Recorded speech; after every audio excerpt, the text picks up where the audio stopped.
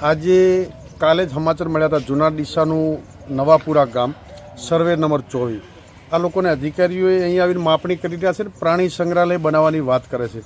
ત્યારે દુઃખદ બાબત છે કે 1970 અને 77ના આમની પાસે ઇન્દિરા આવાસના મકાનો એ ટાઈમે ફાળવેલા છે, સનદો આપેલી છે।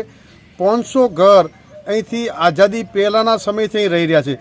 મને સમજાતું નથી, કવિતા યાદ આવે છે, કામ ધેનુને ચરવા તણખલું દોહેલું ને આખલાઓ લીલા છમ ખેતરો ચરી જાય છે।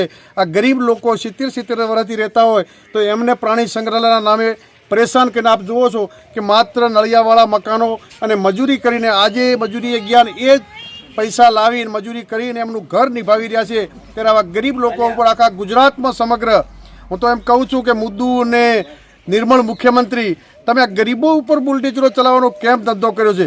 અને આ ડીસાથી નજીક જૂના ડીસાથી નજીક આવેલું જૂના ડીસાનો વિસ્તાર છે, તમે પ્રાણી સંગ્રહાલયની વાત કરતા હો તો અહીંના સ્થાનિક ધારાસભ્ય અહીંના તમામ વિસ્તારના બનાસકાંઠાના આગેવાનોને વિનંતી કરું છું કે પ્રાણી સંગ્રહાલય ક્યાં બનાવવું હોય એ અધિકારીઓને પણ કહું છું કે તમે પણ થોડું દિમાગ ચલાવો, માત્ર પુસ્તકીય જ્ઞાન ન રાખો।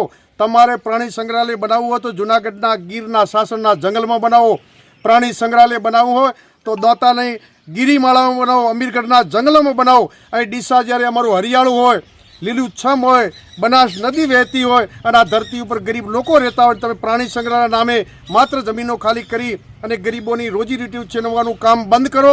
અહીં જો જીસીબી ચાલશે તો એ ઠાકરસિંહ રબારીની છાતી ઉપરથી ચાલશે, આ ગરીબોના મકાન ઉપર નહીં ચાલવા દઈએ।